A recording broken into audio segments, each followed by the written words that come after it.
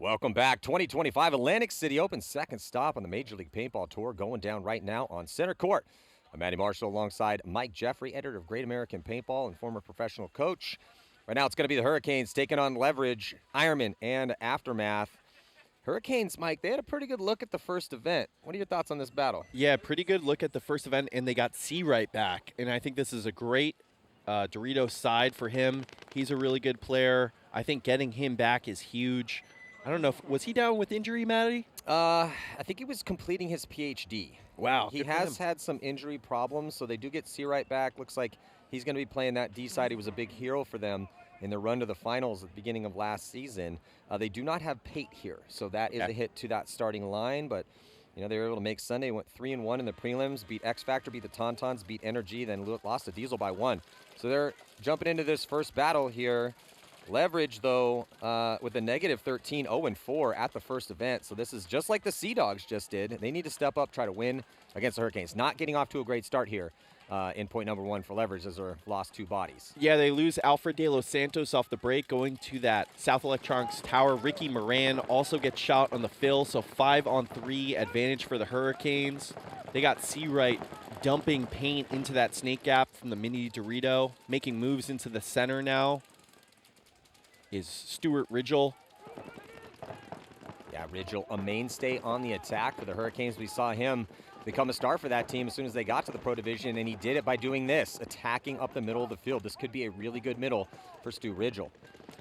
Yeah, it's looking really bleak right now for Leverage. They do have that Dorito 1 outside player, so have some forward penetration, but with this player stuck in the forward can for Leverage, not anything happening outside wide Snake Way, in really tough spots to dig out the New Orleans Hurricanes, who are taking their time developing.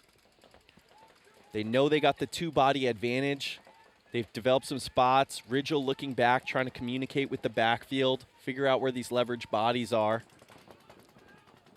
Dug in low on that forward can. That's a really tough spot in a low body situation. That's Zach Moran. Yeah, I like the discipline we're seeing out of the Hurricanes after they got those first 2 kills. No one's taking any big bites. They know they're up bodies and making the most of it right now. Looks like they're going to get that kill in the middle. Yeah, and I'd like to see a concession before too long from Leverage here in a 5-on-2 situation. Yeah, Mike, I don't hate that move from Zach either. I mean, No. You're in a 3-on-5. It's point 1, trying to make something happen. No big deal. It's just full control, though, here, and a pretty easy point for the Hurricanes. A little light lifting after those first 2 kills. That is wonderful paintball to see. You get the kill off the break and you shoot the filler. So often you see teams get the kill on the wide guy and then allow for the immediate fill. Really good gun discipline by the Hurricanes there. Nick Ripple. Nice job all the way from Germany, Deutschland. Yeah, out of all the players here, he is one of the guys that has to take the longest commute to work. Yeah, long commute, dealing with time change. Although this time of day, he's got a little advantage. He's on a midday brain right now. The rest of us are still only on our second cup of coffee. Yeah, not coming from the West Coast. Yeah. Start that 8 a.m. How you doing, game. Matty? I'm doing all right. I've had probably a good 20 ounces of coffee already, though, so. Love when you West Coast guys have to come out to the Northeast General Region, Atlantic City. Looking at the skyline here as the Ironmen come out.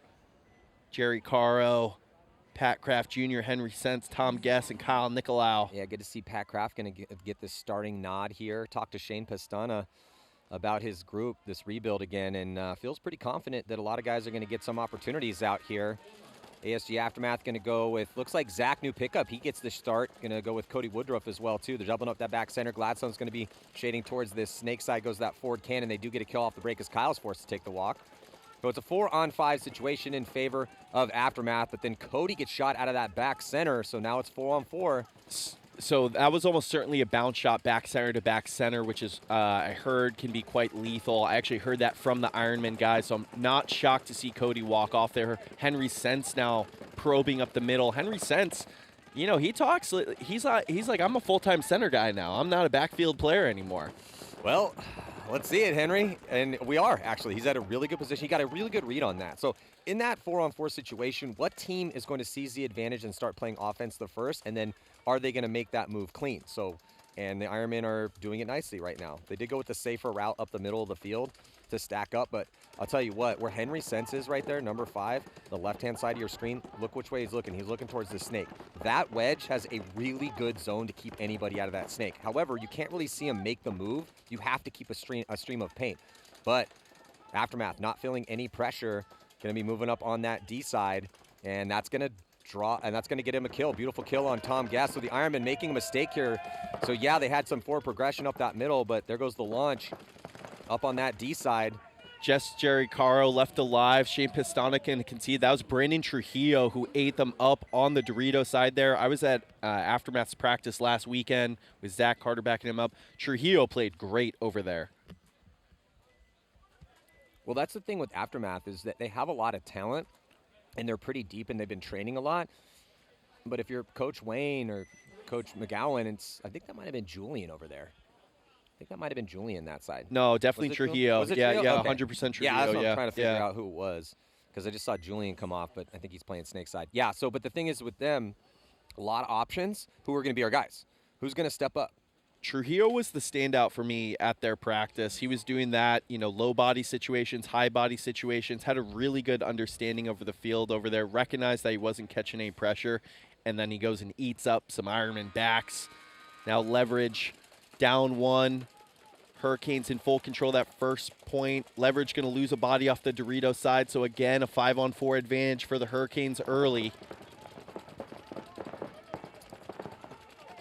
Alfred De Los Santos and Chris Sanborn in the back center. That's Pushuda. It looks like Nick Ripple going to be taking the walk, losing a gunfight out of that South Electronics can. Gives the advantage to Leverage. They need it again, down by 1.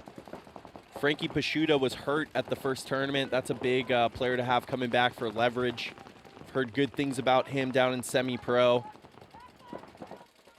No Caputo out here on Friday, I believe. Yeah, he's trying to be a firefighter, so yeah, kind of important to get that job. It's a good one. So Hurricanes developing with Bell on that D side.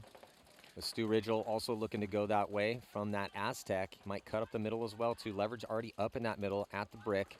Neither team in the snake. I love the way that the Hurricanes developed. Seawright is in the Dorito corner just pumping the gap into the snake to keep Leverage out of there. So Drew Bell, recognizing that Seawright is on the job, takes over the offense. Now with Ridgel, the Hurricanes are playing really good paintball out here so far. Well, the Hurricanes also have decided to start attacking on that D side instead of try to fill over to the snake side, because that's where they lost Ripple. So they're weak snake side but strong D side. Unfortunately for them, they lose Stu Ridgel, loses his first gunfight once he got to that tower. No, I think it was Drew Bell who died out of the Dorito 1. Stu Ridgel here still in the wedge for him. Oh, that is Bell, yeah, sorry. Yeah, Ridgel's still alive, past the 50-yard line, getting to that wedge. Coming forward. He's been picked up by Leverage, I believe. Well, they picked him up, but he repositioned nicely, as they should. And he's going to actually do a tactical retreat. Looks like he got caught in the transition, traded out. So it's a 1-for-1 trade. During that chaos, Hurricanes able to dip a body out up into that D1 position. That's the 40-yard line Dorito, or 30-yard line. Now Seawright getting up into that D2. 2-on-3 situation in favor of Leverage, though. But they haven't picked up Seawright. Seawright's now on their side. And as long as he stays close to that, he's going to be blocked out from this 50 position here in the snake. Oh, but another body dying. I think it was Alfred De Los Santos for Leverage, so now it's a 2-on-2. Yeah, Camp dipping into the snake, so Hurricanes with the field spread. Camp didn't know they were at the 50, and he's going to get a trade. That's a good trade, though, because it's now oh, they lost that other body. Now it's a 1-on-1 situation. Back center for Leverage. A little bit of an advantage here for Seawright as he has more bunkers to work with as he advances towards that buzzer. Buzzer's the goal. It's a 5-on-5. Got to hit that buzzer, score a point. You get 15 minutes of time to work with. Sanborn versus Seawright. Sanborn, plenty of paint. He's in a back center bunker where he can play the nipple on both sides. I thought I saw something come off of Sanborn's hopper right there. He checks it in transition into the can.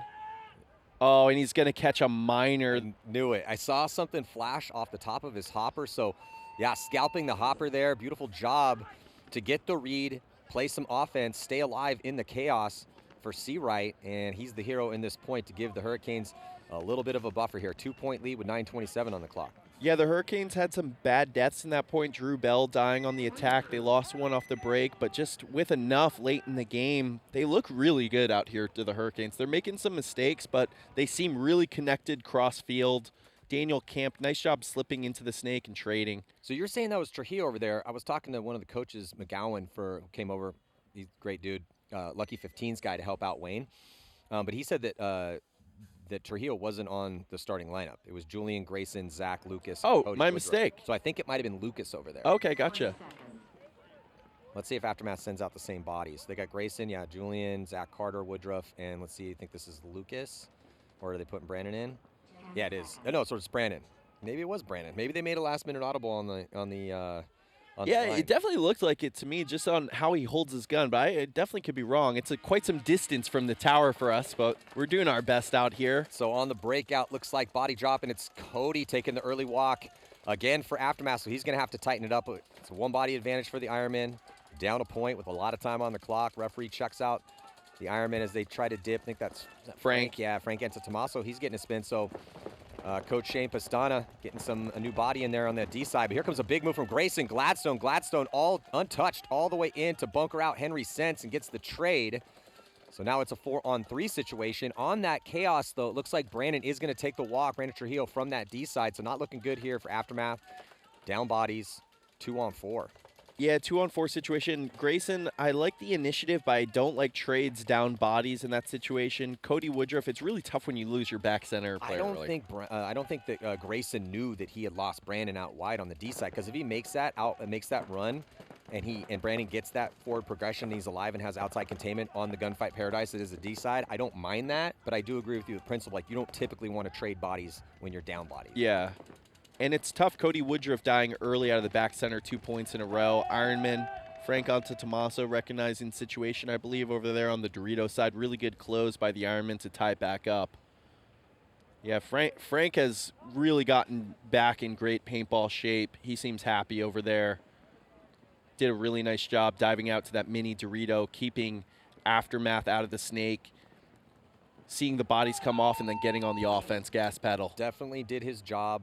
Had some good looks over on that side, made some smart decisions, so earning some more playtime. I'm sure we'll see Frank again here shortly, maybe in this next point. Shane and Mike, though, do have quite the number of bodies on that team. They're pretty deep.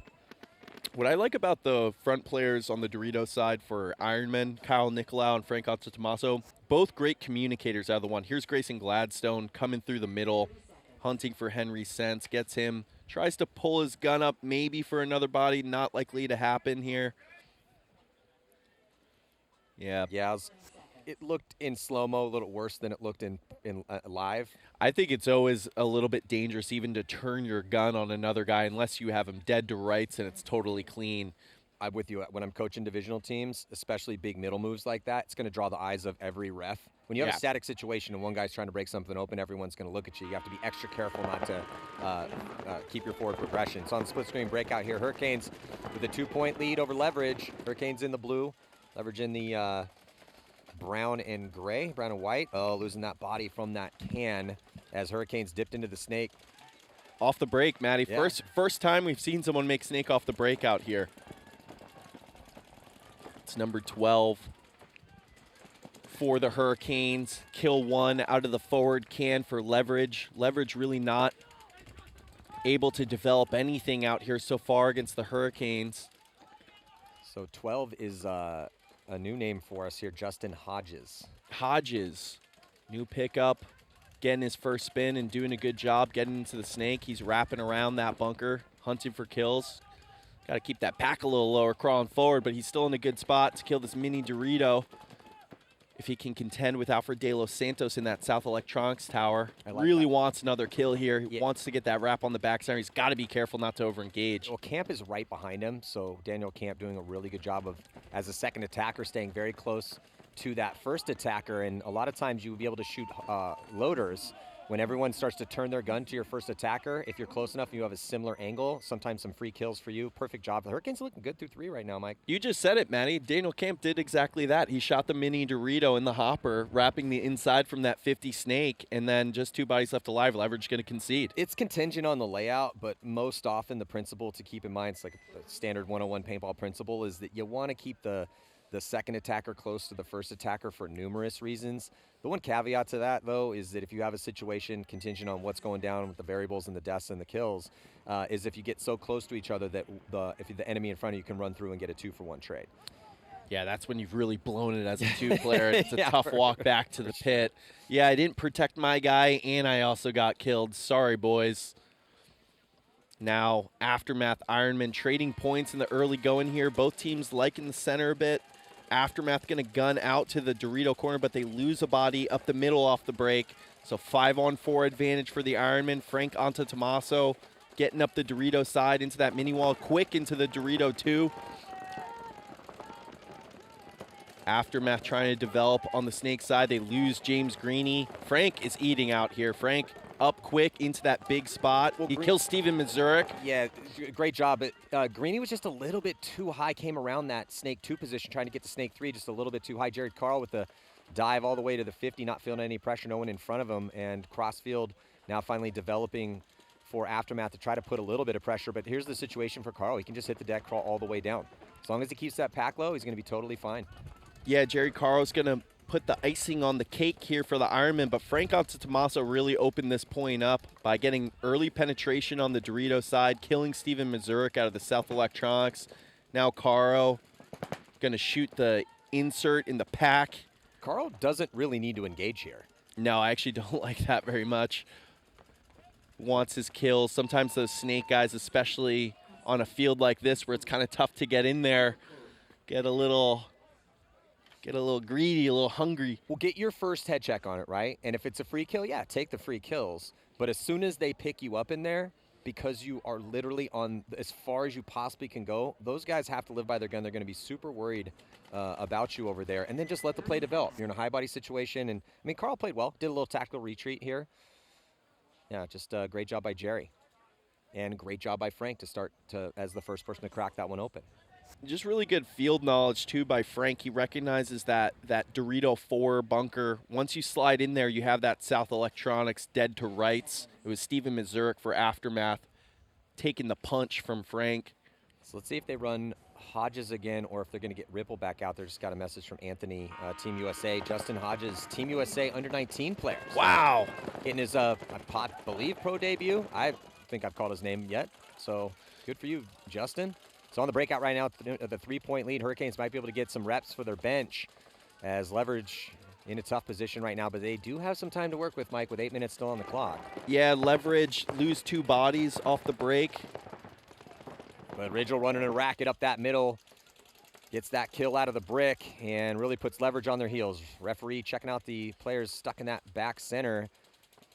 Looking good again here for the Hurricanes. Oh, they do lose Camp out of that back center. That's a tough death. Yeah, and, you know, both those Leverage players were in the back center. I'm pretty sure that, again, came off a bounce shot, back center to bounce center. Alfred De Los Santos, though, getting killed by, is that Drew Bell in the Doritos forward? No, it's not Drew Bell. It's someone else. But the Hurricanes, regardless, really owning everything out here. Leverage, basically a hometown event for them. They play out a quick shot paintball in New Jersey. We're out here in Atlantic City, New Jersey, but unable to get anything going here against this dominant New Orleans Hurricanes team right now.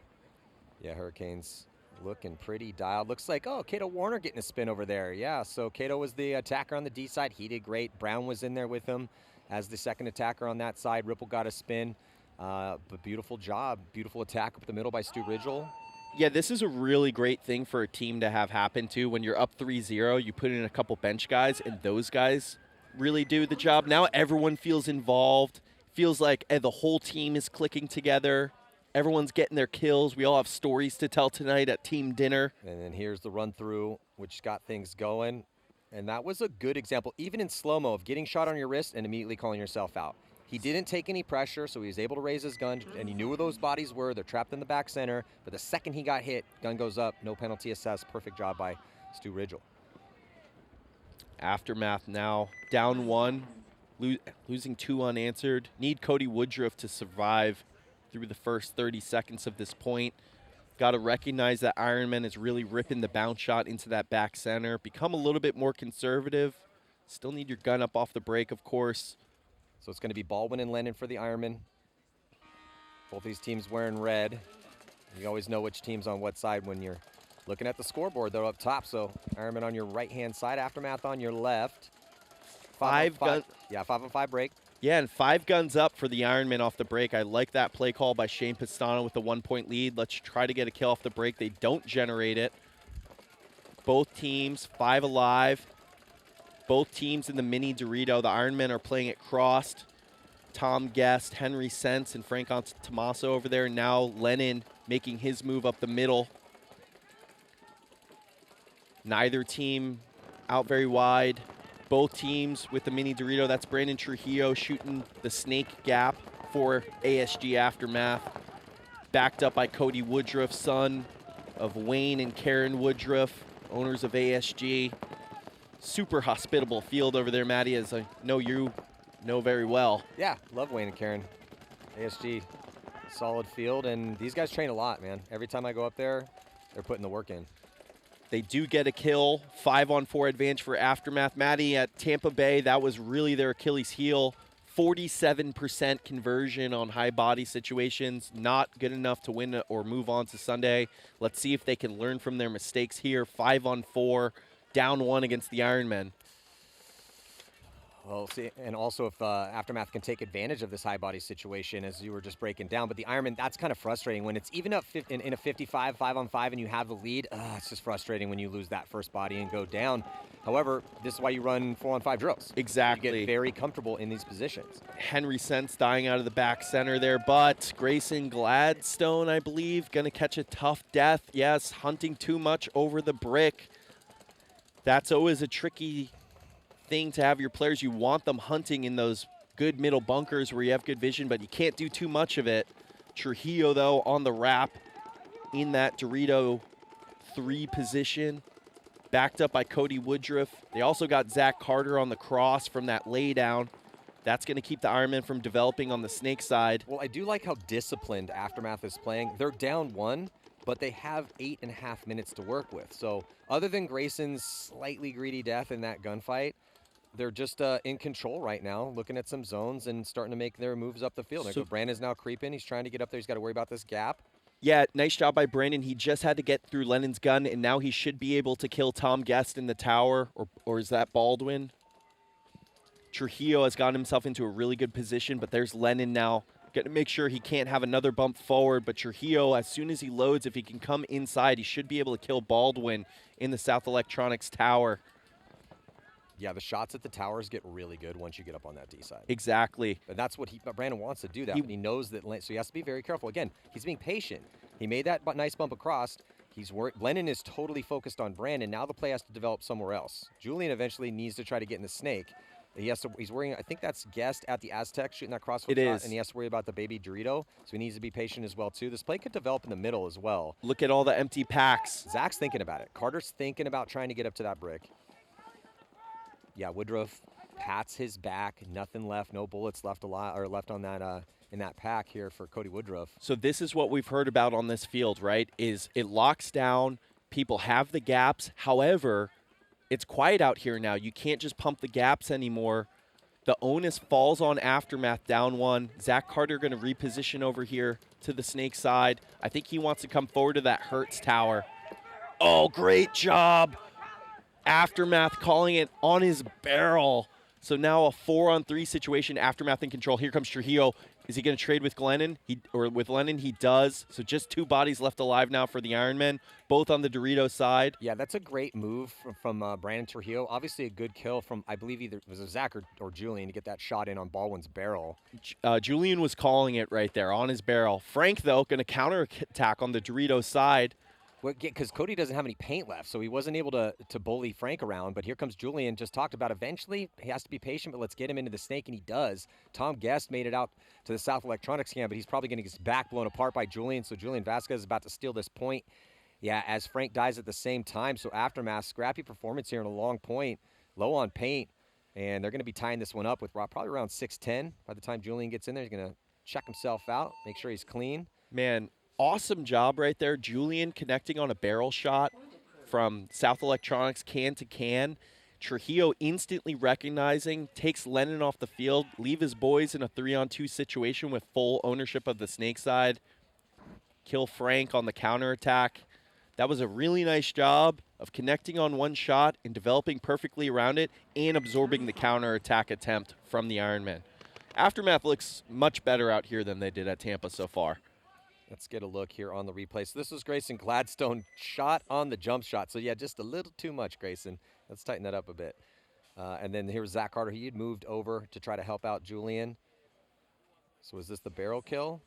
Yeah, they're showing it from that angle, but Julian was the one calling it. Maybe, I don't think Zach can see that from there. Yeah, it's a little bit tucked. And then here was the trade with Brandon. Ooh, got to be a little careful there, but still that was the trade that needed to happen, and that helped break things open. Beautiful job from Aftermath to stay in this match. Hurricanes giant 4-point lead here with 6:45 to go as Leverage tries to get into the snake early, and he gets diced up.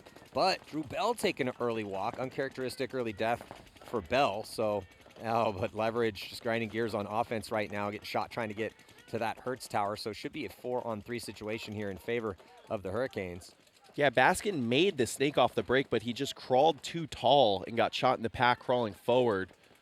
Leverage, it's tough. You're down 4-0. You can't quit right here. The difference between a 0-6 mercy loss and a 2-point loss is 4 points, Maddie, which can be the difference in your margin. It's just so tough. When you take that big 6-point mercy rule loss, that means you have to go and mercy rule another team in order to just get back to a 1-1 with an even spread, which is very dicey still. Just puts you in a really bad spot. That's why we're always talking about margin, talking about really avoiding those the beatings if you can. It's not looking that way for Leverage right now. Hurricanes are doing whatever they want. Yeah, the difficulty with this is obviously they're getting outplayed. There's no question about that. But the mental aspect of it, if you're at practice and you're getting beat down in a match, you might say, hey, we lost this one. Let's go have a 10-minute meeting and talk about it. You can't afford to do that at the tournament. Even down 0-5, you have to find a way to put a couple points on the board. You can't give up. Absolutely. And if you're the Hurricanes, for them, just keep doing exactly what you're doing. Let's put the finishing touches on this mercy rule win. But under no circumstances do you just, play hardcore super defense and then start squandering a couple points and ruin that margin. You did all this work to build up this beautiful margin. Let's try to keep that if possible here. Yeah, you need absolute discipline, right? You need guys to develop well and not go hunting for kills, not acting like it's going to be easy just because it's gone easy so far. But tie game here. Let's see what Aftermath. They do a deep run and shoot to the tower. He's asking for a check. He made it clean. Made it. I think he must have gone balanced. Cody Woodruff going to fill out behind him for Aftermath. Yeah, a little bit of a gutsy play call here for Aftermath with a bit of a risk. So they send him to the tower. D-side makes it clean, and then they get Woodruff out on a delay outside wide into that back corner Dorito. So ideal here for Aftermath. 5-on-5 situation. Neither team able to go snake. Frank Tommaso doing a really good job getting forward and communicating. He's got Henry Sense in that wedge in front of him for the Ironmen. Yeah, and Frank is backed up off that spot quite a bit. Can't really tell how far it is from this angle. Now he's going to get a little bit closer to it. They're living off of the back of that bunker to try to get himself into D1, and he does. Yeah, gun up, move forward for Frank. They kill Cody Woodruff out of the back Dorito corner. Now Henry Sense going to eat that tower. The Ironmen owning the Dorito side here with a 3-man operation. Frank Tommaso, Tom Guess, and Henry Sense. Yeah, and Julian taking the walk as well, too. I love this counter punch here for the Ironmen. Aftermath took the initiative with a bit of a bold play call to get outside wide and up on that D side early, but the Ironmen figured it out pretty quickly and then just made easy work of them here on this attack. Yeah, really nice job by Henry Sense developing up the middle. Frank Tommaso, gun up, moves to the Dorito side. They picked up that tower player for Aftermath. He was able to do nothing in terms of stopping the Ironman attack on that side. So that's good for the Ironman's future, because with these new bodies, and it just takes time to develop that flow, that perfect timing where your teammate is attacking on one side, you see it out of the corner of your eye, you already know what you're supposed to do, then you also participate in that attack, and that's what we just saw out of the Ironman here. Henry Sense through the middle. See, two bodies. They're attacking with two bodies. It doesn't give Aftermath any time to readjust. If one guy's going at a time and then the other part of that attack isn't right on the beat of the action, you could potentially have some problems. You're giving your opponents time to get reads to launch their own counterattacks. The Ironmen did it very well in that last one. Of course, they haven't played together nearly as long, but Henry Sense described Tom Guess as a 6'3" Stephen O'Mara. They play really connected ball over there. Henry Sense and Frank Antetomaso, old teammates on Revo a few years back. So those three look really connected over there. And then the Snake side, Lennon and Caro in particular, are doing a nice job just playing with patience, not forcing their way through the gaps. And also, Mike, the depth of the Ironman is starting to develop. They're getting Frank shedding some LBs and looking good on the offense over there, looking like himself again, and where he became Paintball famous. And with the addition of him and Kyle, that gives them two attacking options on that D side, keeps them fresh. Yeah. That does bode very well for the Ironman's chances here at this event. Yeah, they look really good. I like the way Henry's attacking the middle, too. I think Tom Guess is an amazing player, Yeah, too. he's an all-star. He puts shots on people. He makes the right fills. He's communicating all the time. Yeah, and he's tall enough that, I mean, is he only 6'3"? I feel like he's running 6'4". Yeah, he's tall enough to get shots that most guys can't make. Yeah, out of definitely. those, out of the towers. Depends on the layout, but he can control zones and get off the break shots, and control zones midpoint, off the break shots that other guys just don't have the angle for. Let's see if Leverage can put one on the board here. Staring down the Mercy Rule defeat against the Hurricanes. They're going to lose 2 off the break. Not looking good for Leverage, playing in their home state of New Jersey. Out here in Atlantic City, they do get Sanborn out to the corner, but all 5 alive for the Hurricanes. Some forward progression into that wedge for Leverage, but now the Hurricanes getting into the Snake through that gun. I don't even think he saw him. Did number 4 for Leverage. Yeah, he's going to get, oh, now he picks him up. Unable to connect, though. Going to come back to a little retreat here. On number 5. Yeah, it's Charles Dowden. Bench getting some looks out here for the Hurricanes with their commanding 5-point lead. Gun battling with that brick. He wants to eat a little bit. First spin in the match. Well, it's also a good statement for the Hurricanes to send. Yeah, they're playing Leverage, who's down in the ranks, but a Mercy Rule win. Hey, that first event, making Sunday not a fluke, okay? We're going to be legit again this year because they had a bit of a rough go of it middle of the season last year. Rough go of it. Their coach left for San Diego Dynasty. I think a lot of people counted out the Hurricanes. Yeah, dealing with some injuries. Injuries, the whole thing. But they're one of the best communicating teams out here. Well, and they're disciplined, too. They were disciplined when they came into the league, but we're seeing this is a disciplined field. You need punch, you need attack, but you need discipline and composure, and we're seeing that in these points. They're up bodies. They're not flooding down the field, greedy moves. No, they're just playing very smart. Great point, Maddie.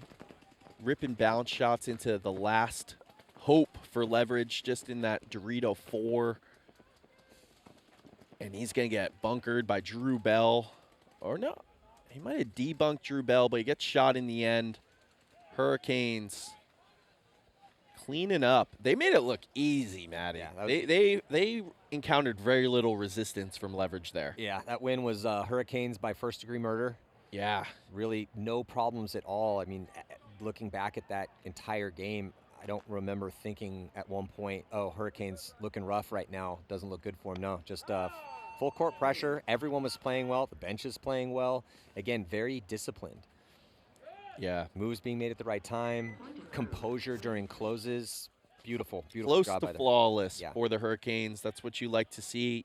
As I mentioned in the last set, I was incorrect about which teams were Tier 5, but playing their Tier 5 team to come out of that with a 6-0 Mercy Rule win really put themselves in a great position. Yeah, tough bracket, too, with the Tauntauns sitting down in Tier 4. Made light work of Leverage, impact and damage also in this bracket. So, yeah, so you got to think that wild card spot is going to be tightly contested. But it's great with the Mercy Rule win. Yeah, okay, exactly. So now they're sitting 1-0 with a +6. Oof, perfect. Yep. Best case scenario for them here to start things out in a pretty nasty bracket. Now let's see if Aftermath can get something going against the Ironmen here. Ironmen last 2 points have really developed strongly on the Dorito side. They're spinning Frank again over there. See what Aftermath has for the answer. Aftermath triples up the back center here, down by 1 to try to produce a kill on the break, and then trying to get into the snake quickly with Greeny. Looks like he's going to be taking the walk. So down a body, taking a little bit of ground on that D side, getting into the mini wall, but is a 5 alive break here for the Ironmen. Slight advantage on the spread and also on the body kill. Yeah, that was Frank onto Tommaso from the mini Dorito, shooting the gap into the snake. James Greeny tried to shoot from the back center and then run under the South Electronics tower into the snake, but good zone discipline by Frank to connect, hold that zone. Steven Mazurek now developing into that forward can for Aftermath. Now getting into the Dorito 3 is Aftermath. But Ironman really zoned up here. Lennon, I believe, picked up that they're in the Dorito 3. If Aftermath can take another bite over there, he might be able to shoot Caro. Great job by Henry Sense, though. He gets into the wedge to try to take that move away. So really good field understanding by the Ironman. Now Mazurek goes into the brick, but he gets picked up. Henry going to die as well, though. So, oh, and Jerry Caro. So now it's a 3-on-3. A little chaos out here, Matt. Yeah, 3-on-3. Ironman pocketed up slightly. They have Frank with a little outside forward progression into that baby Dorito, but here comes the attack from Aftermath as they get into that D2 position at the 40-yard line. Lennon's got his gun that way, trying to keep him honest over there. And then they're going to dip into the snake. So the guns, they move on the D side, switches the guns. It's going to take that or get that kill and gets the inside kill as well too. So it's a 2-on-1 situation here in favor of Aftermath, trying to tie this one up in 3 minutes. They should be able to do it. Yeah, I think it's just Frank onto Tommaso left against Cody Chong.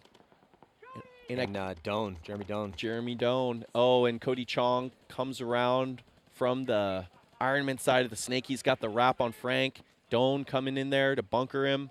Well, this is good for Aftermath, too, so we're seeing some of the depth here, right? So yes. We're running starting 5. We're hanging with the Ironman. Close match. Okay, let's see what else these guys got. They put out some new bodies.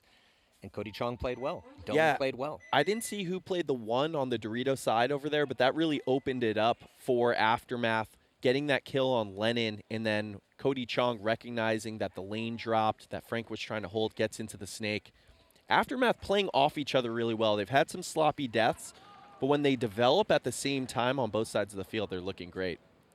Yeah, close battle going to be in X-Ball. That means 2 minutes in between points. We run a split deck format to try to make sure we can get all the competition here televised on center court for your viewing pleasure. Yeah, if you're Shane Pestana there, you hate the deaths by Henry and Jerry Caro right there. High body situation, Aftermath, backs against the wall, dying out of bunkers kind of unnecessarily. That South Electronics bunker, you're going to see it all weekend long. As soon as they get into that second big Dorito forward on the field, that can is almost instantly dead. It's going to see Jeremy Doan run down Frank onto Tommaso here to tie it up for Aftermath. Good job, good timing on that one. Yeah, so now for Aftermath, do you run those same bodies again, or do you go back to the starting 5? Yeah, I don't know. I mean, Lucas and Brandon Trujillo have both had really good points over there on the Dorito side. I think that's been the side that's been winning out here, right? When the Ironmen win the Dorito side, they've won the point. When Aftermath win it, they win. Looks like same bodies going back out as Mazurek. He's getting another spin. Doan's getting a spin. Gladstone, Greeny, and Chong. So yeah, same line. Ride the hot hand. Yeah, ride the hot hand. I'll be interested to see what they do with Greeny here. That back center shoot and delay into the snake did not work, that last one. Probably not going to go back to that play call. Aftermath, Pat Kraft back up. Looks like he's going to play the 1 on the Dorito side, this one. Yeah, for the Ironman. 3 guns up for the Ironman on the break. They go to the pocket. Little bit more forward progression on the D side. He's going to get a check, though, for Aftermath with... Looks like he's good to go. Henry Sense quick into that brick again. He's matched by Cody Chong. However, Aftermath going to catch a minor penalty. I think it was on Doan.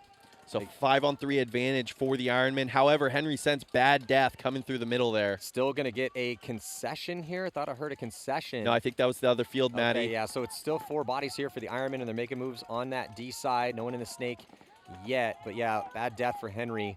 after they got the gift of the penalty. So it's not looking good here for Aftermath with 1 minute and 45 seconds left to go in this tie game. It's Cody Chong and Lucas against Pat Kraft and Tom Guest. Let's see. Ironman tie game, minute 35 here. Wow. Cody Chong dies. Now we should see the concession quick. Yep, there it is from Aftermath. Preserve some time. Going to go down 1 with just 1:30 left on the clock. I don't mind that move, though, because, because in that situation, you're in a low body moment. Time's ticking off the clock. The coach is hovering by the concession button thinking, man, do I let this ride? It's a tie game. Let me give it 30 seconds and see what happens. Because if nothing good happens, you're forced to concede that because this is a very close match. You can still win this one. You got to have enough time so you can get a solid game plan and you're not just recklessly running up the field with 20 seconds left. Absolutely. Good job by Cody there. No risk it, no biscuit, as they like to say. And in a low body situation with time running down, go for it. Like you said, makes it easy on Wayne Woodruff to concede the point right there. And now it's your push play out here. Something, not a desperation push play, but you got to develop offense. Yeah, you see the good comms and then the gun up there for the Ironmen getting that cross after taking some ground. And that high body situation got the shot on Cody Chong. And that, folks, forced Coach Wayne Woodruff's hand on the concession. You could see Pat Kraft shot him just by how he was holding his gun there. It was almost shaking as he's calling the kill on Cody Chong coming through the middle. Good zone control by Pat Kraft. Got to keep that gun up in the mid game there. Loads, no matter what, does you no good just to see the guy sometimes. So if the Ironmen take this point, probably going to be the last point, depending on how quick it goes. But Aftermath still in the fight here as these teams going to be switching sides. So Aftermath going to be on your left and the Ironmen on your right. Looks like Trujillo, Woodruff, Carter. So they're going back to the starting line right now for Aftermath. Yeah, back to the starting line. Yeah, Julian. Looks like Grayson's not coming off. No, it's Trujillo for sure out there. Yeah. As the one, yeah. Frank Antetomaso going to get a spin as the attacker on the D side. With Lennon, Carl, Henry Sense, Tom Guest. Let's see where Aftermath can find some offense with 90 seconds.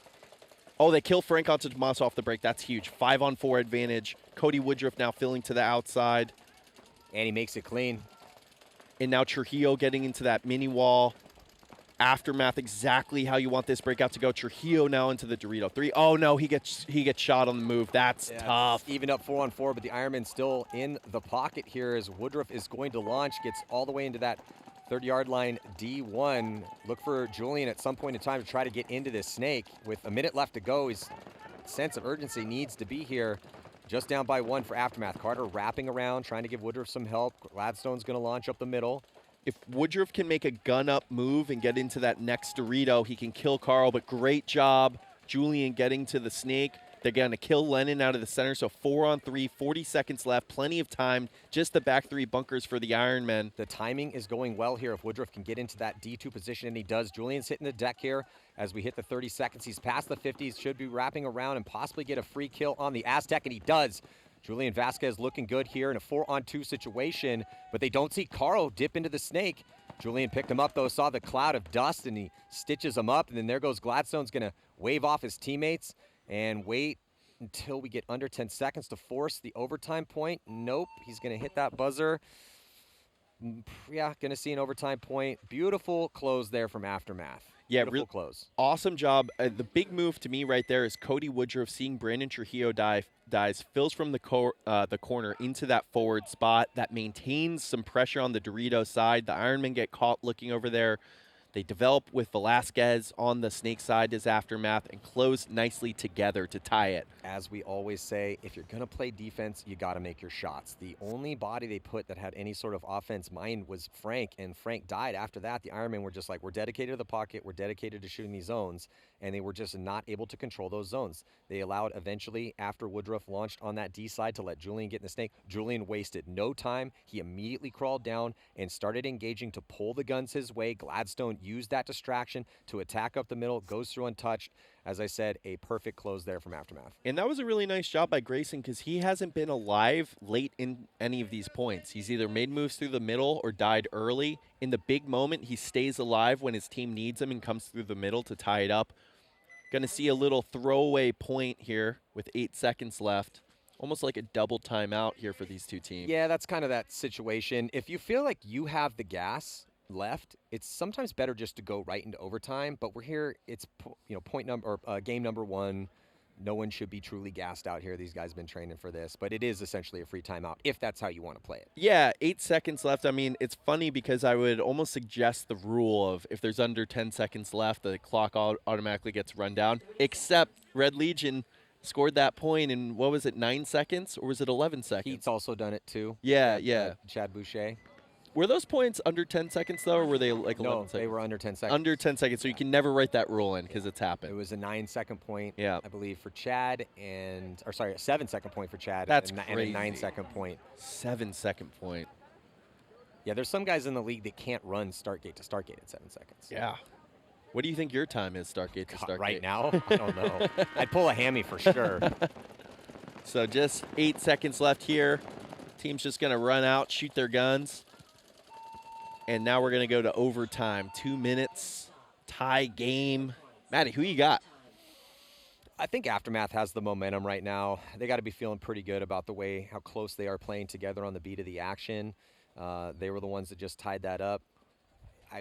On paper, I got to give it to Aftermath just because of the way they closed out that last point. Would you say there's a little regional bias at work there? It's the Los Angeles Ironmen, but none of those guys. Well, if I had a bias for one of these teams, Mike, it would be the team I won a world title with that I was on for 6 years. Yeah. So I'm going to have to go, if I'm picking Aftermath, I'm trying to call it like I see it. Against bias, yeah. I mean, in my subconscious, what team do I want to win? Probably the team that I helped take to a world title. But I really like the Aftermath guys. A man of integrity up here. It's a little early in San Diego, but I brought my son out to watch Dynasty play Aftermath, and my son's, he's 4.5. His favorite color is red, and even though some of his uncles play on the team in blue, he kept saying things like, Dada, can we go watch the guys in red? Can we go over there? I want the red team to win. I'm like, That's cool. But Uncle Yosh and Uncle Ryan and Uncle Alex play on the blue team. He's like, yeah, I like the red team. I'm like, all right. Well, I'm like, hey, there's on the California team too. You're totally allowed to like Aftermath. The Aftermath's just a good group of guys. They work hard. Yeah. Great at their practice last Saturday at ASG. Man, those guys like playing together. They got into it. They were playing with passion, but it was just a great feeling from that whole entire group, top to bottom. Having the important conversations, figuring out the field together, but enjoying the process. I was going to bring up the word process. They're believing in the process, taking the time to endure the struggles that are incurred when you are diving headlong into the process. And we're in game 1, but they're showing some skills out here. They're showing some improvement. Now for the Ironmen, need to tighten it up a little bit here, and they also need to have some confidence right now because obviously it did work for this game to be tied. I like what we're seeing out of the Ironmen too. Yeah. Depth, we're seeing some depth. They have, again, what's needed. They have closers, they have punch, they have experience. That team is starting to get refined, so it would be no surprise if they stepped up here in this overtime point and defeated Aftermath. But as far as this year and the rest of this tournament here in event number 2, good looks for both of these squads. Definitely. Both teams look strong. What was big in that last one for Aftermath to tie was they shot Frank onto Tommaso off the break, going to the short spot. Frank has played really well for Ironman in this match. He's been alive. He's been communicating. He's been rolling the zone shot from the mini Dorito. That's what's interesting as the one on the Dorito side on this field. Because of some of the gaps you have, you kind of need a guy who can both be a turret and an attacker. Some guys, they have one mode or the other. To have both of them is kind of a rare skill set. Frank definitely does have that. Well, that's a really good point here, Mike, as we start to move through this tournament and see who's going to be looking the best. If you have players that can both, like a Chris Shear, right? Like Chris can play hardcore defense, but he can also attack. That's the type of guy you want out there. Overtime point. Wow, Aftermath going snake on the break. Oh, man, he made it. He just got shot in the pack. They're also going to lose. Can't tell who that is. Maybe Missouri? No, I think that's Carter. Carter? Yeah, so Julian got shot off the break. He made it to Snake 1. Yeah. And then he got shot on the transition into Snake 2, and then Carter died at the same time. So big advantage to the Ironmen right now in this 5-on-3 situation in overtime.